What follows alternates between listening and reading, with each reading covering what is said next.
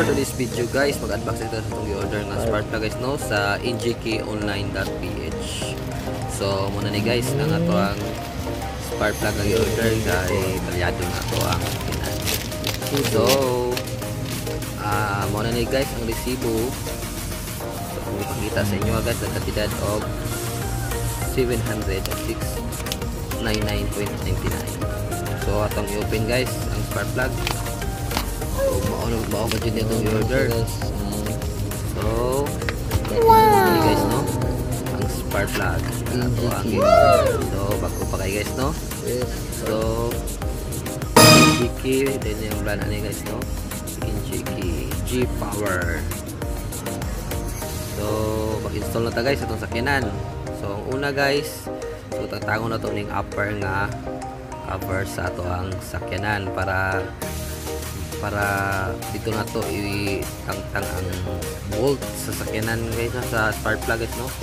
So ang bolt din sa spark plug katong dito na ni guys is 10mm, dayon ang sa spark plug wrench is 16mm. So deep type ni siya kasakit guys itong gamiton para sa ato ang spark plug. So muna ni guys, so medyo hugaw na yun itong makina guys no, kinahanglan na yun siya o cleaning guys kay mahadlok kung gusto ka maglimpyo-limpyo nito sa kinan. So muna ni guys no, ang sakit sa spark plug una, tangtango na to na guys ang sakit. So i-remove sa nato ang iyang lock na 10mm ang lock na niya guys, itong i-remove daan.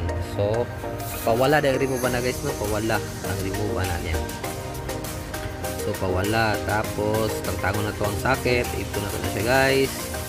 So muna na guys no, makita na nimo ang spark plug sa sulod.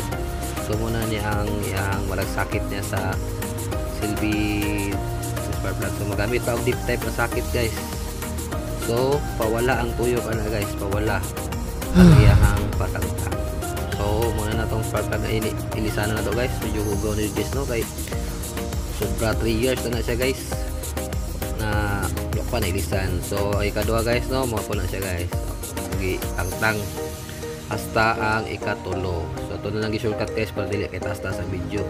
So lipyuan na nato na guys no, kay medyo ugaw na yun guys ya. So muna siya. So naumana na, shortcut na to. So itong lipyuan gamay, tiningan. So muna na ang andar guys no, tapos sakyanan. So di na palyado, okay, goods na kay ang andar niya guys no.